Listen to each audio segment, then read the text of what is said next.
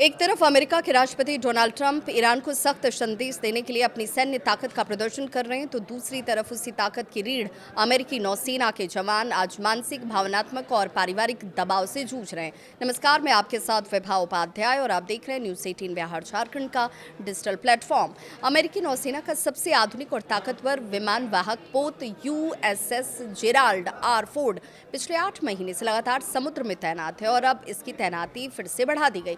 USS Gerald R Ford पिछले साल जून में समुद्र में उतरा था।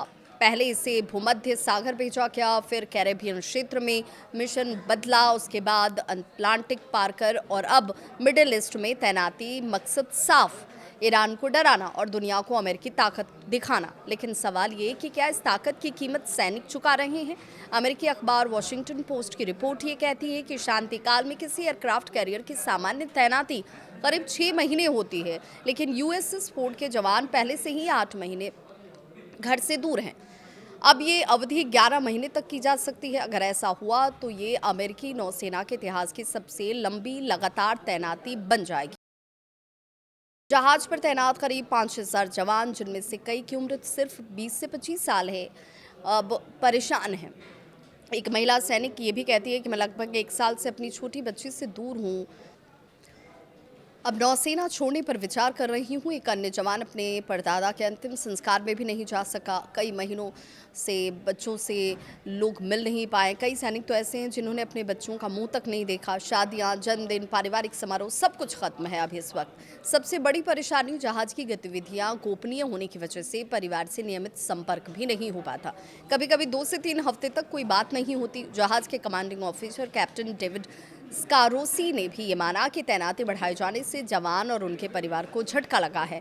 हम खुद भी घर लौटने की उम्मीद कर रहे थे, लेकिन जब देश बुलाता है तो हमें जवाब देना होता है। ये बयान कर्तव्य और मजबूरी दोनों की तस्वीर को दिखाता है।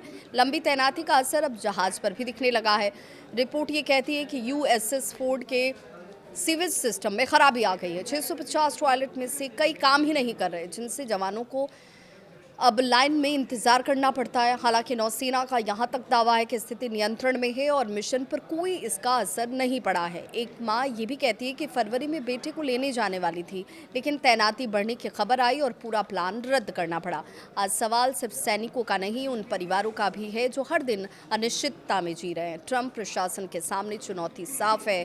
एक तरफ ईरान पर दबाव बनाकर अमेरिकी ताकत को दिखाने की राजनीति, तो दूसरी तरफ लंबी तैनाती से टूटता सैनिकों का मनोबल और बिखरता पारिवारिक धैर्य। सवाल यही कि क्या दुनिया को डराने की कीमत अमेरिकी सैनिक चुका रहे हैं? इस पर आपकी क्या है राय? जरूर कमेंट बॉक्स में अपनी राय को साझा करें।